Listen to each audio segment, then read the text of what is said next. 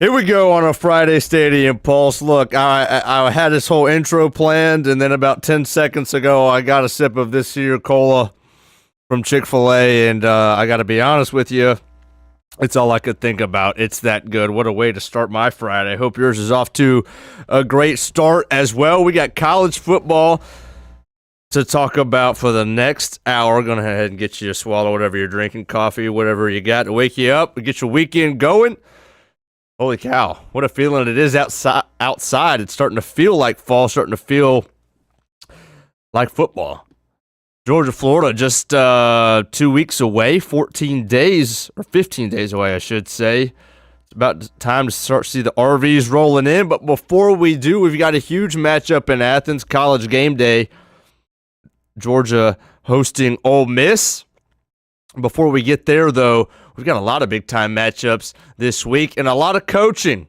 A lot of coaching news to get to today. Stadium Pulse every Monday and Friday, 9 to 10 a.m., sponsored by Nimnik Buick GMC and Youth to Champions. I appreciate them. Appreciate everybody who's hopping in. We got a lot of Billy Napier talk. Y'all know that's coming today. This is going to be his last game as the head coach in Gainesville. Curt Cignetti signs a huge extension. How does that play a role? Does that play more of a role with Florida? Any role at all? Or is that really a Penn State kind of avoidance there? Miami plays tonight. They've got Louisville. That's their hardest home game left on the schedule.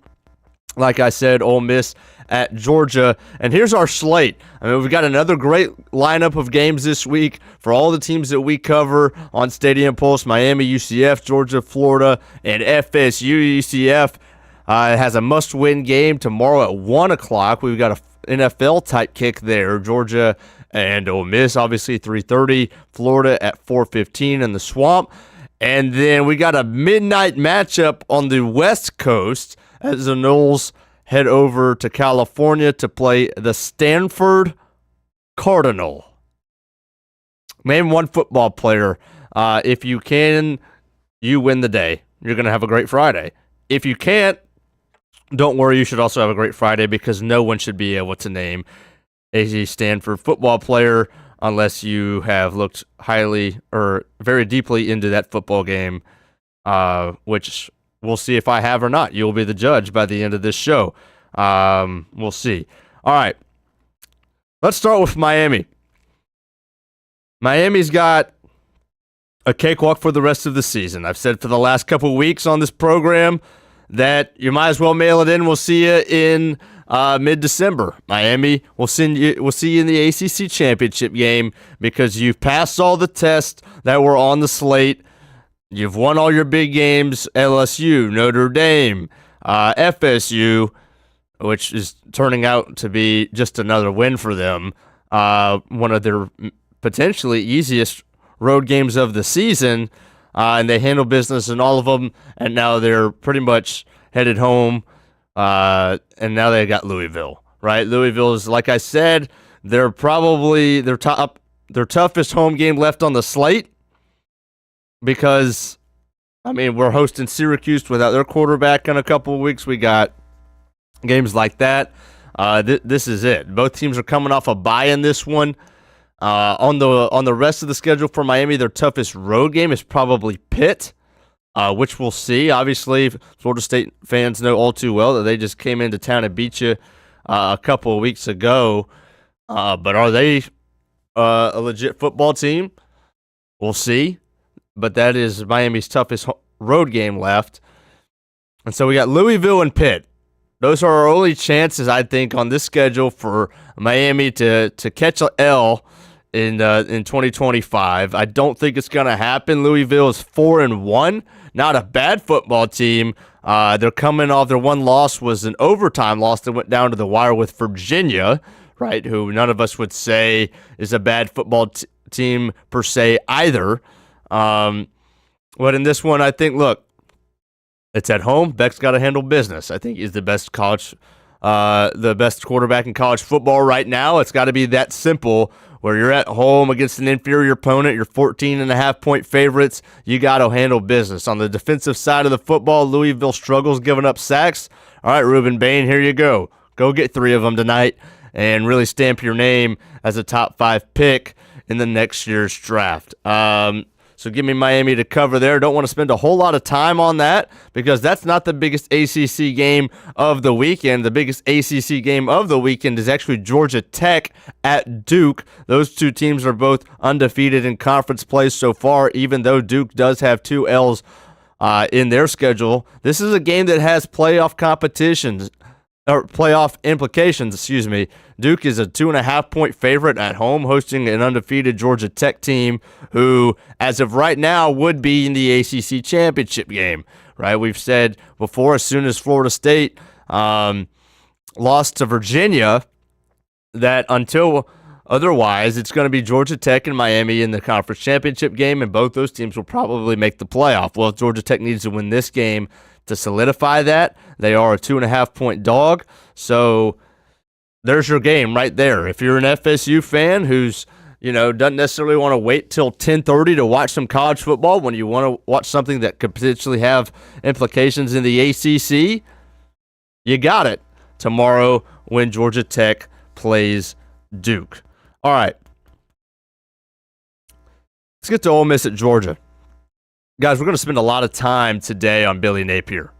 We're going to spend a lot of time on Napier, Cignetti, all that stuff. Before we do, oblige me with allowing me to get going here on Georgia, all right? Because this one means a whole lot. Does it mean a whole lot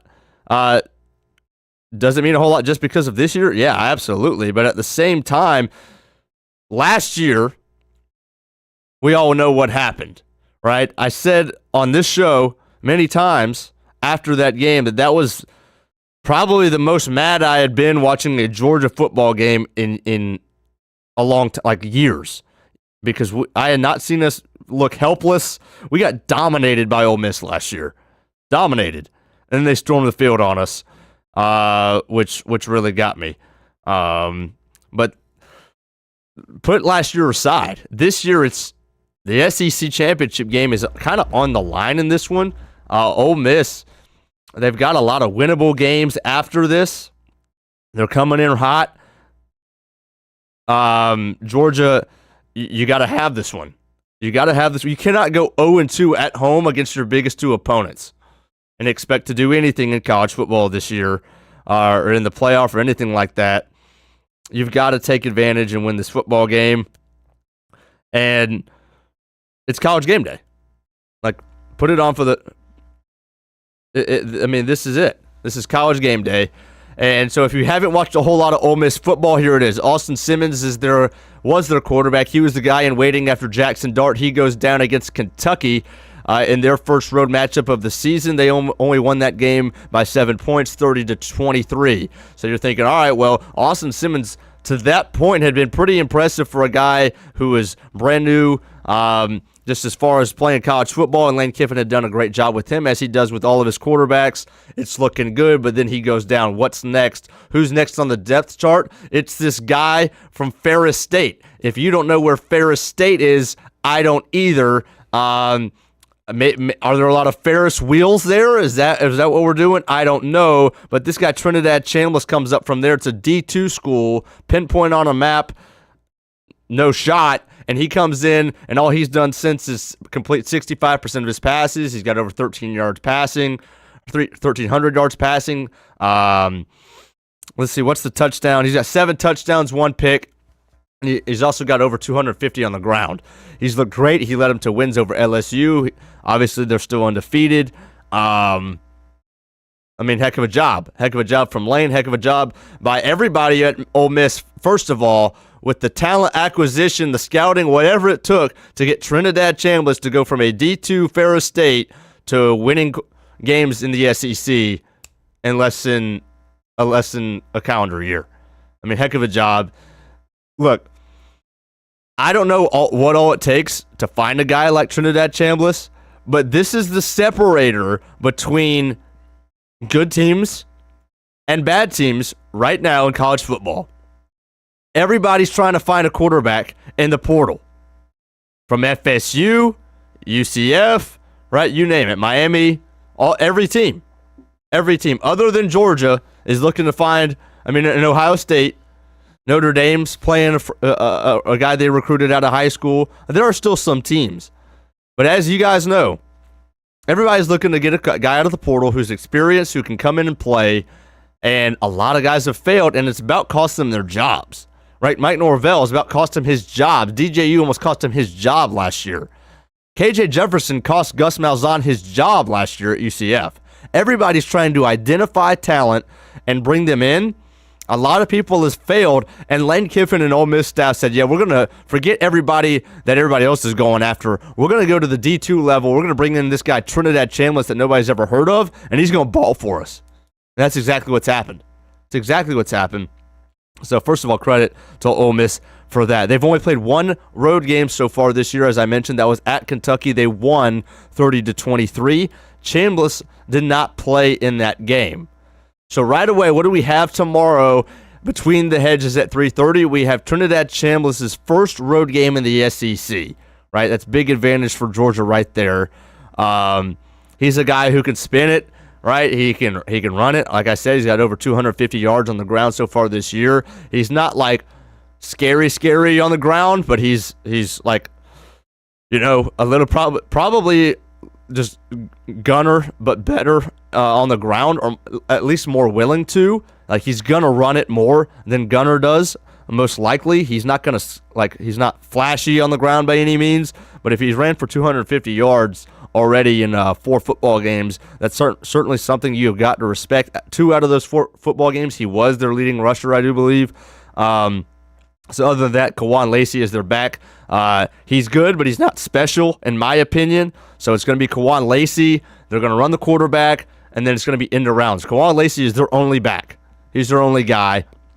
He's averaging over 4.5 a carry. He's got 8 touchdowns on the year. So it's going to be Lacey, Chambliss on the ground, and then some end rounds with guys like Deuce Alexander. He's a gadget guy for them. So that's going to be your running game for Ole Miss. They're going to really spread it out. They've got 5 guys with over 200 receiving yards so far on the season. That's led by Harrison Wallace. And then they've got everybody's favorite tight end. I mean, even guys buddies of mine who are not SEC fans, not even that big of college football fans, they know, for some reason, number 8, Daquan Wright. This guy is a special player, and it's almost like he's got a folklore around him. Tight end for Ole Miss, 255 pounds. They'll give it to him in the backfield. They'll find a way to get him the football. He's a really good football player. Should be a decently high draft pick in next year's draft. Nothing like Tyler Warren or Colston Loveland last year. He's not going to be a first rounder, but this is a playmaker. This guy seems to catch a ball, have a 30-plus yard reception in every single game Ole Miss plays.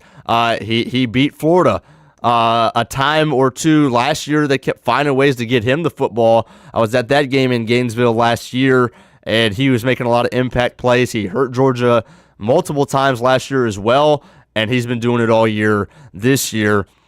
Watch the tight end leak. You're going to see it, right? They're going to try to suck up the linebackers with the ball in the belly of the back, or Trinidad Chambliss as a threat to run, and they're going to sneak Daquan right out multiple times. If I had to guess, on a little seam pop pass, if you could tackle him for an 8-yard gain, you won. You won. The only way you lose is if you lose him completely. He gets behind your linebackers, then that ends up being a 30-yarder and a gasher. That's a big problem. So we got to avoid that if we're Georgia's defense. So Deuce Alexander, he's the gadget guy like I mentioned. On the defensive side of the football, Ole Miss is completely different than last year, but also completely different than the Ole Miss defenses of old. Ole Miss defenses of old, they're going to give up 40-plus week in and week out.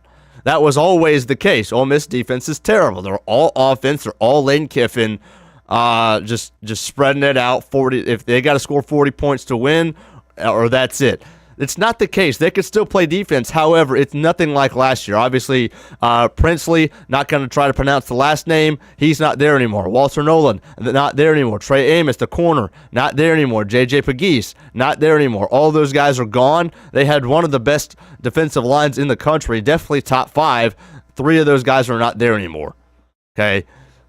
You should be able to run the football, Georgia. However, this is not going to be, like I said, an Ole Miss defense of old where you're just going to go easily score 40 points. They're a lot more sound. They tackle a lot better, but they are very gettable in the ground game. So Chauncey Bowens, Nate Frazier, here's your game, man. The game plan for Georgia's got to be to run the football like the Georgia way. Okay, you've shown that already this season that you're way better running the football than you were last year. It was inexplicably bad. It was historically, like genuinely historically bad as far as Georgia goes and running the football last year. You're way better this year, but are you the Georgia running attack of old? This is your week to prove it. This is your week where it's got to happen. Georgia, I would love you guys. Kirby, what I would do for you guys to take the ball on offense, win the coin toss, take the ball on offense, and go down the field, possess the clock a little bit, and score points. I don't care if it's 3, 6, 7, or 8. Score points on your first offensive drive. Start the football game getting on the scoreboard. You might be blown away with what happens in this game. I said it on Monday, I believe. If Georgia's second half team played their first half team, Vegas would set the line at 9.5 for the second half team to beat the first half team. It's that big of a difference so far this year. We saw it against we saw it against Tennessee. We saw it against Alabama. We saw it last week against Auburn. Don't go down 14-0 in this game and expect to win. Okay, this Ole Miss offense is going to be much better in the second half than teams like Auburn were and Tennessee were. They're just going to be better. Not going to make as many mistakes. They might not be as explosive as Tennessee, but they're going to take care of the football. 14-0 hole, don't expect to win. Zach, what you got on? Zach is back, everybody. So, hey, if you for whatever you missed, John, I know missed you in the chat Monday because you've 2 out of 3 FSU losses. You have for some reason been absent. I've been scared. Yeah, I've been scared. Yeah, I hide behind the mask that I have work, but I'm at home just sulking, treacherously, bellied up on the couch. Yeah, belly down. Right. Yeah. If you've missed him in the chat Monday and you wanted to send a special word of encouragement for FSU, emphasis on the word encouragement, you may do so in the chat now. I deserve it. Feel free. Yep. But Zach, before we get to FSU against the Fighting Cardinal, yep, no S, Georgia Ole Miss, big one, dude. So you mentioned it in the beginning of the nice, John. Dude, that's great. Fraudulent State University. So it's good stuff. One of the things I want to talk about with Ole Miss and just recruiting at the D2 level is the D2 level in college football just gets the player level just gets written off so fast. Obviously, the teams as a whole would get rinsed almost by any D1 team unless you're like Valdosta State or Lenore-Rhine. And you're playing Presbyterian College in South Carolina. Most of the time, you're going to get rinsed, okay? But the player's skill at D2 drop-off is like, I mean, dude, you can get a starting SEC quarterback on the same team and a guy who didn't play football until his senior year of high school. So props to Ole Miss for finding a guy like that. But what you get in a guy like that, once again, it's an intangible, Jason, is you just get you get a dog. You get a guy who just loves football. The amount of love and passion you got to have for the game to play D2 football is second to none. Yeah. So props to Ole Miss for getting a guy, getting their guy. When it comes to Ole Miss versus Georgia, I have a much less informed opinion than you do, due to the fact that I don't Hawkeye watch UGA football. Sure. But I do watch enough to say that I think that this game is you didn't disagree. If Georgia goes down, can their second half team recover? Yes. And I mean, that's the question everybody's asking. One of the questions that I had for you is you talked about the tight end, right? If they go 30-yard gains consistently with this tight end who's seemed to get one every game, right? That's a huge problem for Georgia. What does Georgia have to stop in the details? The small things that Ole Miss does great to win this football game. Yeah, I mean, they're going to, when they spread it out, right, first of all, you've got to win in the secondary. Yeah. Like, Ole Miss is going to force you to win in the secondary. Against Tennessee, Georgia didn't win in the secondary in the first half. They did in the second. So that's Ellis Robinson. If you missed it, if you're a Dawgs fan, Kyron Jones is out of this football game. He's actually out indefinitely. He's been a guy who's really stepped up in the back end so far this year. It's a foot injury, whether it's a broken foot or Liz Frank. He's got to see specialists, so he's going to be out. You should be able to cover that loss, but still, Ellis Robinson's going to have to play big. Janelle Aguero, we could see him in different spots. And then obviously your big-time corner is Dayton Everett. He's going to be lined up on whatever Ole Miss is best, which, to be honest, I don't know who their best is. I said that Wallace is their leading receiver, but they spread it out so much that I don't know if necessarily he's going to be traveling with anybody. But you got to win in the back end, and then you've got to force them to be one-dimensional. Like, you can stuff Ole Miss in the run game. Yeah. Like, it's not the easiest thing in the world. They can run it okay, but if you can stuff them in the run game, then force them to be one-dimensional, and then all your focus can be to play sound in the back half and not allow Trinidad Chambliss to scramble, escape with his legs, and gash you in the run. With Ole Miss. Mm-hmm. And, I mean, he's a Twitter warrior. But having Lane Kiffin versus Kirby Smart is, like, probably my favorite two set of coaches to go against one another in college football. And I wrote this down, and I don't really know why. Uh-oh. But I, like, as a Florida State fan, okay, which just pains me to say right now, SEC football is so much better than ACC, and it just makes me so mad that week in, week out, Georgia gets a phenomenal football game, and I'm stuck watching the freaking Cardinal. Put the S in! Yeah, put it in. But, dude, gosh. Oh, goodness gracious. It's not a bird. It's a tree. It's a tree. Yeah. It's a tree. Yeah. Blip. Yep, blip. The SEC competition so much better.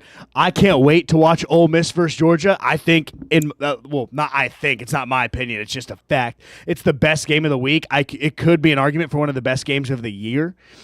And I just can't wait to watch Ole Miss narrowly beat the Georgia Bulldogs. Ha! It's a 7.5-point spread. Okay. Which is like Vegas is daring you to take Ole Miss. Yeah.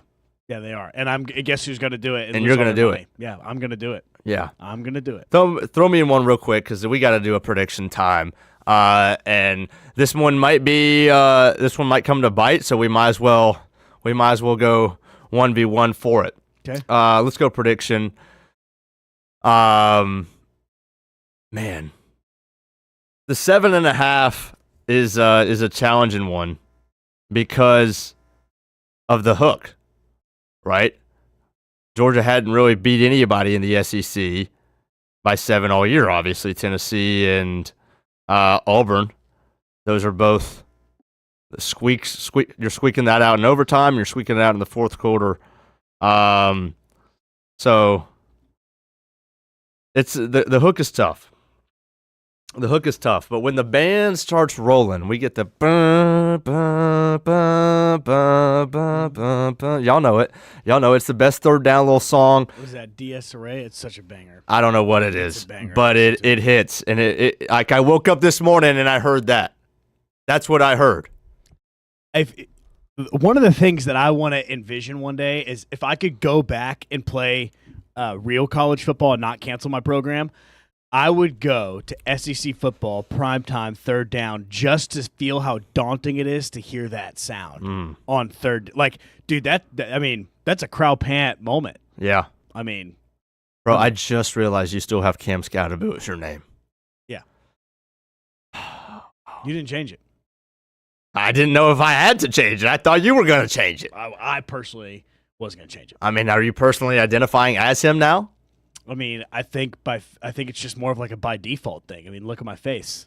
Great point. Look at after the break, I'll put a side by side of our pictures, and you're going to tell me who's who. I probably won't be able to tell. Hey, I got a question. Hold on. What is it? On Friday, it's Halloween, Fall Festival. Can I dress up as Cam Scatterbo? Yes, you can. All right. You have For the Arizona show? State gear? No, I'm going to wear a New York Giants hat. I'll get it. Get an Arizona State. Yep.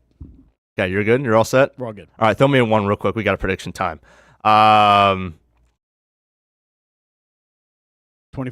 Ole Miss. Bro.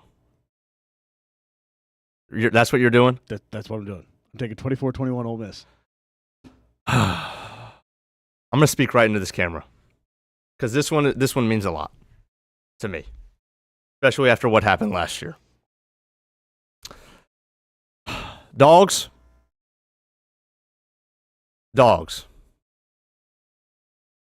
Uh-oh, what are we doing? There you go. Here we go. Dawgs. College game days in town is between the hedges.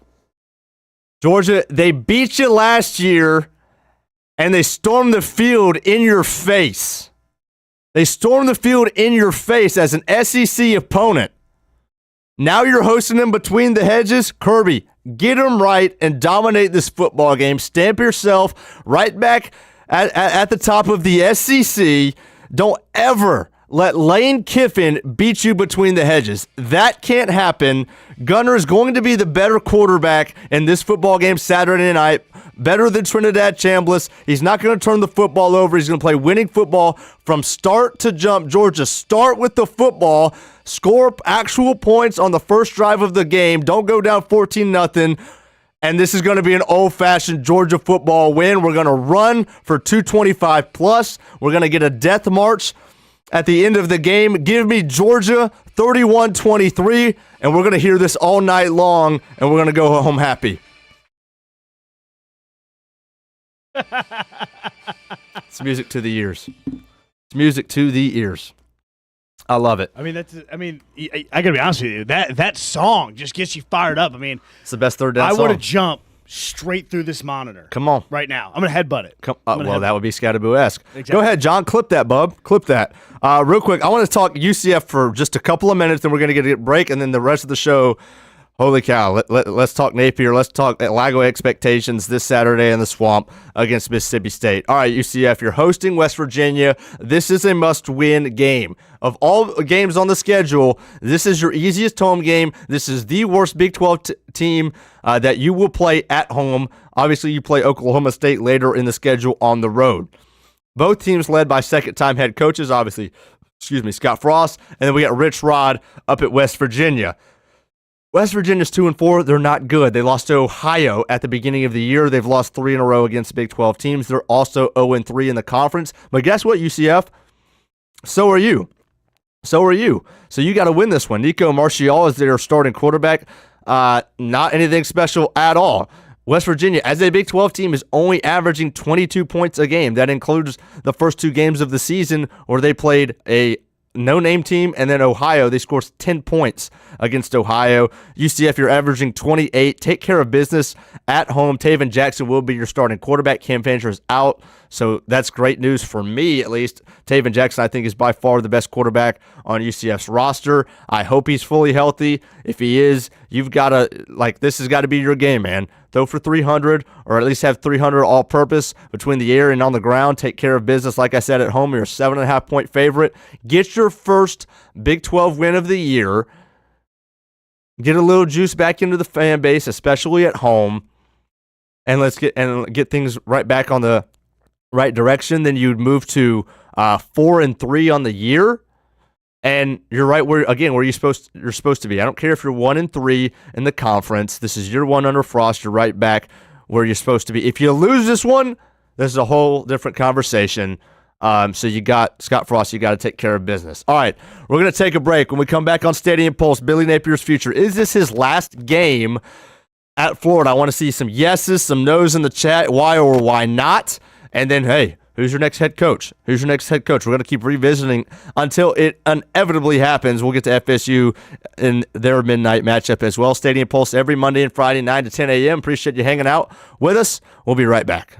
When it's time to get a new car for anyone in your family, just remember, nobody but Nimnick, the #1 Buick GMC dealer in Jacksonville. Get the latest price breaks on 2023 and 2024 models or the newest 2025 vehicles in the showroom on Phillips Highway or shop online at nimnickbuickgmc.com 24 hours a day. GMC Sierras, Yukons, and the redesigned Acadias, or get the all-new redesigned line with Buicks. It's nobody but Nimnick, and part of the reason why is this is a first-class buying experience here at Nimnick Buick GMC. You're not just a customer, you're a friend. This is about getting a vehicle that best fits you and getting you on the road, and also helping you and your family down the road.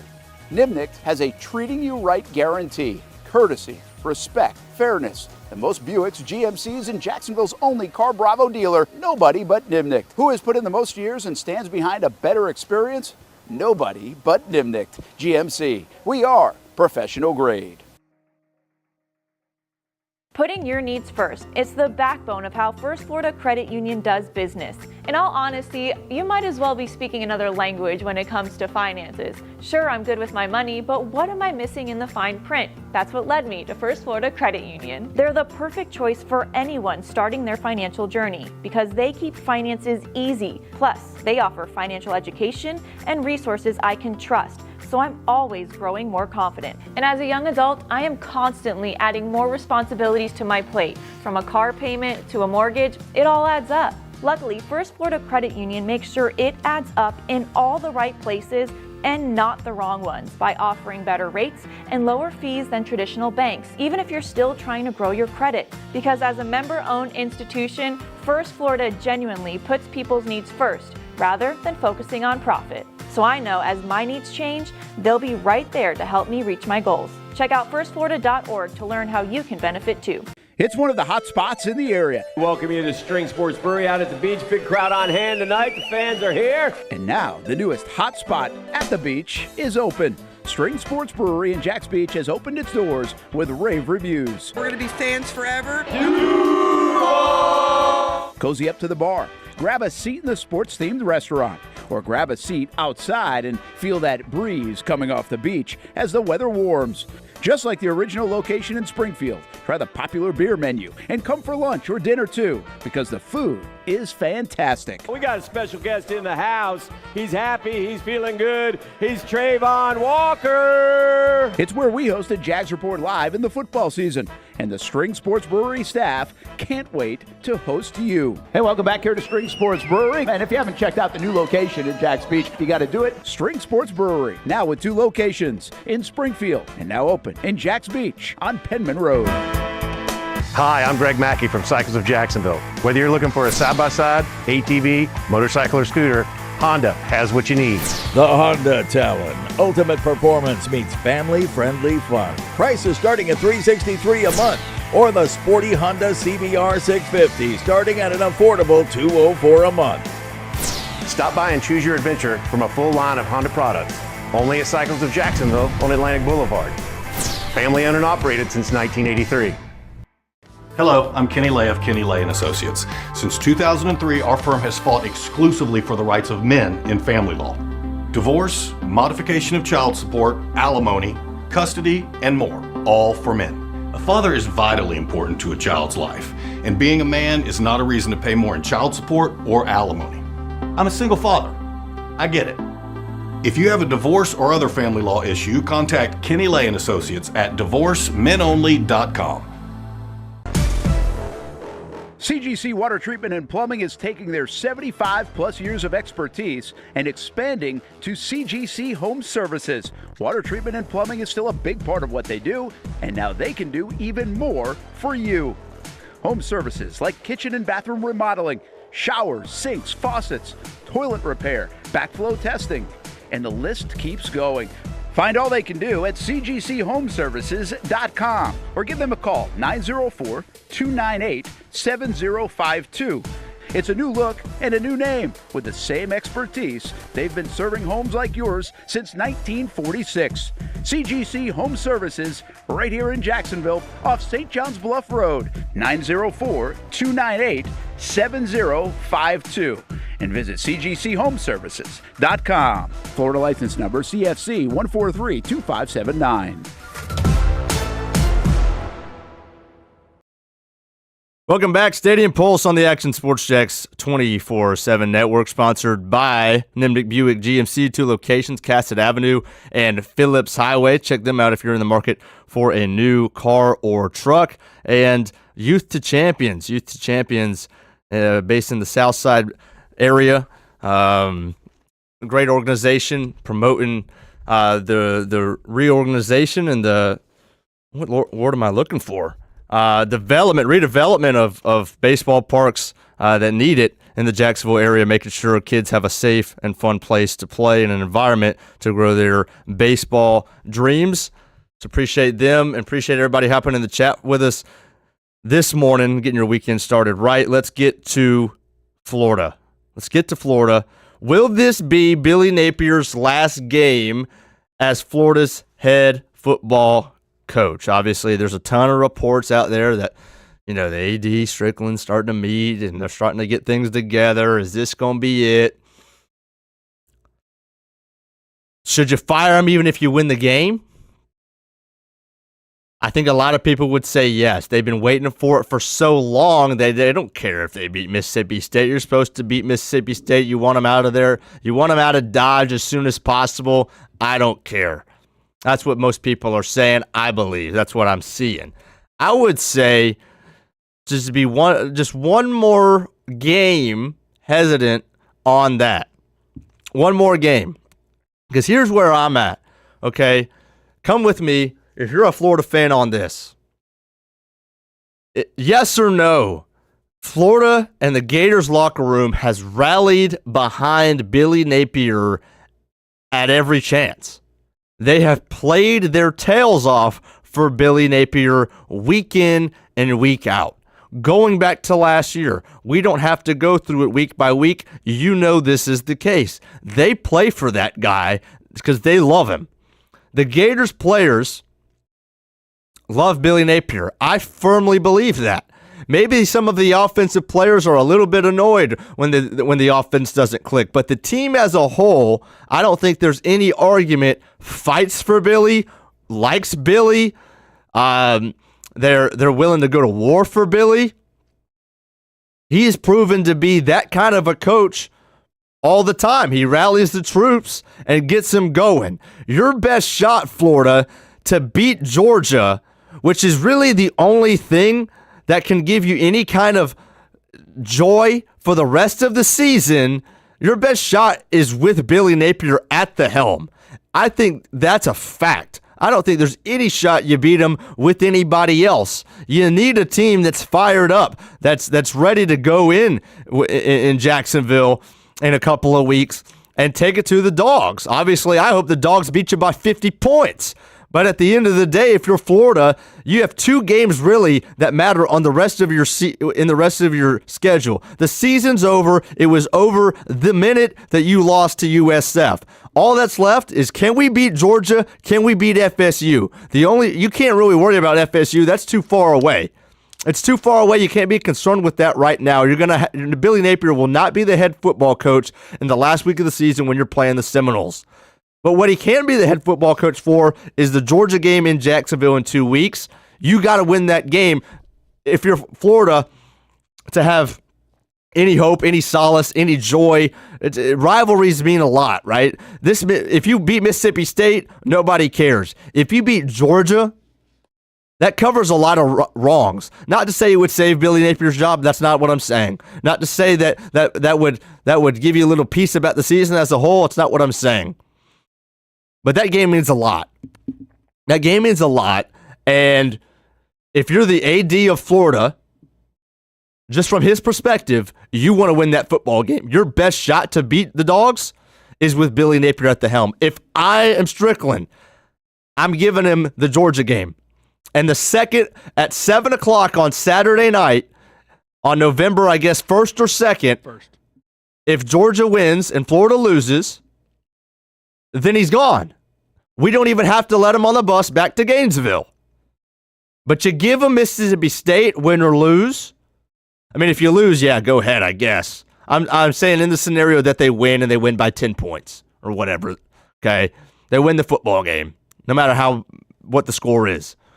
You give them one more. You give them the bye. I don't care. Oh, yeah, they want the bye to get things in order for the interim. Screw that. They don't need it. It's overblown. Your season's watched anyway. What do you care?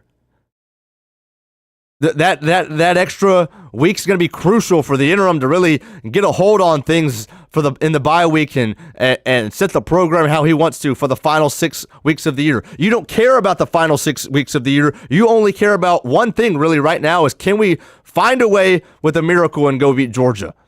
Billy Napier's their best shot at that. And then after the Dogs beat them, then you fire him and you get a head start in your coaching search because you've already cost yourself one of what I thought should have been your top candidate. Right there, Lane Kiffin, Curt Cignetti. Those should have been your top two guys, and Curt Cignetti's now off the board. He signs a huge extension with Indiana. First of all, good for Cignetti. Okay, this guy was making... he's now the third highest paid coach in the country. Kirby, Ryan Day, Cignetti. Making $11.6 a year, 8-year extension, $93 million guaranteed. Good for Cignetti. He was making like $150K not that long ago. He was making $600K at James Madison 2 years ago. 24 months ago, he was making $650K at James Madison. Now he's locked in making $11.6 a year. That's a huge deal for him, and I like the guy. I think he's a great coach. And again, I thought he should be your number one candidate if you were the Florida Gators. I would have been pissed / concerned, kind of, tempered concern as a Georgia fan if Florida went and got Cignetti and he was at the helm for the next 5-10 years. But I'm glad that he's in Indiana. I'll just say that. But now that's just one less guy that Florida can go after, right? I thought he should have been the Gators' top candidate. But, I mean, just talk about a meteoric rise for a guy. I mean, the guy was at Alabama, obviously, as a receivers coach for a long time. Then he goes to, I believe, a D2 school for 10 years. I forget the name of the school. Then goes to James Madison. And now Indiana. And look, he did give the vibes of somebody who kind of wanted to retire there, and then he puts out the video yesterday. That's exactly what he wants to do. He wants to retire at Indiana, and he's going to be there for the next 8 years. That puts him at age 72. He's going to make about $93 million. For a guy who's never made generational money, he's finally going to make generational money over these next couple years, and then he's going to ride off into the sunset as a retired head football coach at the age of 72 with about $100 million. And I mean, in his mind, he's going to win a national championship at Indiana. Now, I would say good luck, but look, they might be the best team in college football right now, at least from what they've proven. Beating Oregon the way they did, right? I still think Miami and Ohio State, I'd still pencil them in at 1 and 2, and then Indiana after that. But nonetheless, I mean, they're right there. So when there's vacancies, right? Penn State, all these schools, good head football coaches get raises. And that's exactly what happened to Cignetti, right? Indiana wastes zero time. There had been, from all indications, there had been no contract negotiations. Then the Penn State job opens up. There's some rumblings, and then there's like, all right, we're going to go get this deal done. We're going to go get this deal done and lock our head football coach up because he ain't going nowhere. So, who's Florida going to hire? Who's Florida going to hire? To me, right now, it's Lane or bust, right? We already see it in the comments. John saying Lane coming to Gainesville. I'm not so sure. Zach, first of all, what do you got on Lane? You think it's Lane or bust for Florida? I think Lane Kiffin would be the most fun option in college football to go to Florida. And besides John Gruden, which would be funny for about a week and a half, and then Florida would suck again. But I think it'd be funny to watch Lane Kiffin at Florida. I also think it would be, it would just make that matchup between any other SEC team just, sorry. It would just make any other SEC team hate Florida a little bit more if Lane Kiffin went there, which is great for Florida. I think it'd be phenomenal. I just don't think that Lane's going to leave Ole Miss for Florida right now. He might. Dude, I don't know. I have no idea. I think it'd be great. I think it'd be phenomenal for Florida fans. I'd hate it as an FSU fan because they'd be great. As an FSU fan, I want Billy Napier to stay there for the next 25 years. But I don't know, Jason. I can't give a strong opinion on that. Look, I think it's got to be Lane or bust. Okay? Because let's just go back a couple of years. When Dan Mullen got fired, right, in 2021, Strickland just said, I'm going to set my... So Mullen gets fired, though, and Gators fans were throwing out every name. I just hit this chair next to me. They're throwing out every name in the book, right? Oh, we're a top 5 program. We can get pretty much anybody we want. That's not Ryan Day or Kirby Smart. They're throwing out all of these names. And what does Strickland do? He sets his eyes on a guy that half of the Gators fan base had never heard of before. That's literally why he's called Sunbelt Billy, because the Gators fans, half the fan base had to do a quick Google search when they got the notification. Strickland literally zeroed in on Napier, set his eyes on Napier, pretty much from what we've heard, only really interviewed him. That was pretty much it. Just decided this guy's our guy. He was at Alabama as a position coach, so he's been in the tree. He's an up-and-coming guy. We're going to go get him. And that was it. That was it for the coach. That was it for the search. And Gators fans, they convinced themselves that it was a great hire because he was an up-and-comer. I'm sure some of them weren't a big fan because he wasn't a big name. But regardless, this was that name from what the fan base was putting out there, from what they wanted, their wish list, was way down on the list. So let me tell you this, Florida fans. By the way, obviously it's failed. Oregon hired Dan Lanning 2 weeks later. 2 weeks after Florida hired, let's not forget this, 2 weeks after Florida hires Billy Napier, Oregon hires Dan Lanning. What a miss. Was he available? Because, that was in late November, and Georgia was still, that was their second national championship, or their first, excuse me.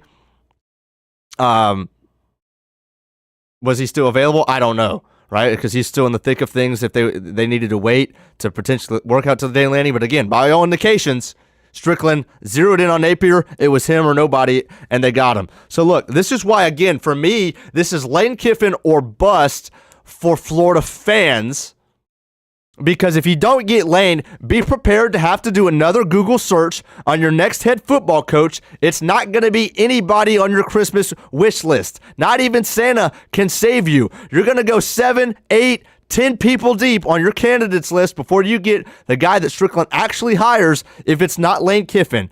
Maybe don't go for the up-and-comer, Florida. Maybe go for the guy that can just get you 8-4, 9-3 every year, because newsflash, that's what you need more than anything. You need a program stabilizer. You might not want to hear it, but you need a guy who's just going to go 8-4 and 9-3. You need that. If you don't get Lane, be prepared. Have Google search on. Have Siri, have ChatGPT on standby, because you might get somebody that you don't have really any idea who he is or his background. You did that 4 years ago, and Strickland just went off on a whim and did this thing on his own. Man, it worked for Todd Golden, but it certainly hadn't worked in football. And if I have any idea, if it's not Lane, he's going to try to do the same thing. Find another up-and-comer that, who's this guy? Half your fan base didn't know who Billy Napier was when he was hired. Jason, I'd go as far to say that half the fan base didn't know what school he coached at. They didn't know the name of that school existed. Look, I agree with you. And I'm telling Florida fans right now, just be prepared. Maybe temper our expectations, your expectations, because you're not a top 5 program. You're not a top 10 program. You're in the 12 to 15 range. That doesn't mean you can go hire whoever you want. So you better get Lane if you want Lane. Or else? They have to sell out. Yeah, they're going to sell out. And they can. They're able to. But, I mean, just be ready. Just be ready. Let's get to Ole Miss, Mississippi State real quick. As we run out of time, we went far too long on that. Mississippi State, they took Tennessee to the wire a couple of weeks ago. That was a 41-34 loss in overtime, led by Jeff Lebby. Hey, Florida fans, y'all want to? Hey, I get it. You don't want to run Dan Mullen back. But how about Dan Mullen 2.0? How about a rising star leading the way over at Mississippi State? Dan Mullen was 1.0, Jeff Lebby 2.0. He might be the better version. Maybe we hire Jeff Lebby. I would be all for it. This is not the same old Mississippi State team. They are not by far and away the worst team in the conference. They have put together some games. They've played some good games, and they look like an actual team. Does that mean that Florida should be overly concerned about this football game this Saturday? No, this is still a work in progress over there in Starkville. But they've got a decent quarterback, Blake Shapen. He's probably going to throw a pick or two in the swamp on Saturday, but he could spin it. I'm going to go Gators win, but don't cover. I think it's a 9.5-point spread. Give me the Florida 27-20. I'll be interested to see, again, we do it every week. What's the DJ Lagway stat line? I think we get a better completion percentage, probably his best completion percentage of the year against Mississippi State defense, and go ahead and put him down for 2 touchdowns and 1 pick. I got a 1-score win for Florida. Holy cow, we got 2 minutes. Florida State midnight matchup against the Stanford Cardinal. If they lose the football game, is Mike Norvell out? Yes, he's gone. They can't. Florida State, listen, Florida State's giving him chance after chance. He has proved himself this year that the Band-Aid method does not work, right? He hits the transfer portal. We get a good quarterback. We have to remember that no matter how good Castellanos plays in certain games, that to a certain capacity, even though that it was probably a big disagreement in play style between him and Bill O'Brien, he was benched. Right. Y'all seem to forget that over the offseason. Dude, I'm quick to forget that. I see him complete one player going 135-yard run, and I start getting on my hands and knees saying, praise the Lord, we have a great quarterback. Okay? But I'm a delusional fan. That's why I love college football. But looking at it through a very realistic lens, if we don't beat Stanford, Norvell is looking for a job. Norvell is looking for a job because he's going to be out of one. And then our search for a head coach, goodness gracious, if we promote Gus Malzahn, I'm taking off my shirt, and I am never going in public ever again. I'm throwing out everything. Everything's going in the trash. Okay? I might take it off and wave it on this program if y'all hire Gus Malzahn in celebration, because you've just solidified yourself to relevancy for another 5 years. Correct. We need to. It had to be a big hire, and I'm not ready to cross that bridge yet. But when it comes to Stanford, all right. Quarterback name, Carlton Johns. Heck yeah, baby. You know how so listen to this. This guy, he's had a pretty good year. It's his second start. He had 70 completions last year on 114 attempts. Now, although that stat line's real, that's not his real name. And because of that, no one would object because no one knows about Stanford football. So his name's not Carlton Johns. No. You made that up. Yo, correct. Pull that out of my behind. I would have believed it. Exactly. That's my point. His real name is Ben Gulbranson. He looks like Andrew Luck's kid with gray hair. It's insane. I'm gonna pull. I want to when you after the show come look at this. It's insane. Okay, I would love to. I'm gonna finish it with this. Florida State's gonna win this ball game. Okay, they're either gonna win in a super convincing fashion, and we're gonna get our hope back, or we're gonna scrape by. But there is not a scenario that we lose this ball game. You clip it. You can clip this and you can play it back right in my face on Monday. I hope so, bro. You're but three dude, we're not gonna lose. We're favorited.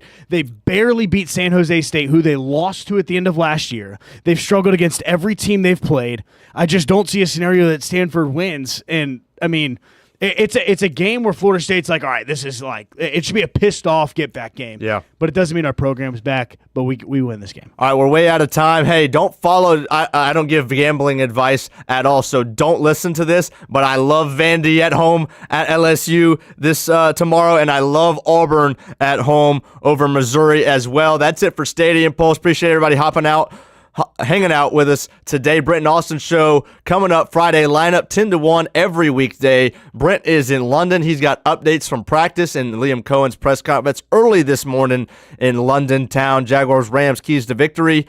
Brewers are just about done. They lose again. They're down 3-0. Flacco in the senior citizen game last night, he outdueled Aaron Rodgers. We'll have their college football picks as well. Wagers on the weekend. I just gave you mine. I like Vandy, Auburn, and give me the Dawgs to roll between the hedges. Stadium Pulse presented by Nimnick Buick GMC and Youth to Champions. Have a good Friday, everybody. Most of us know how to throw.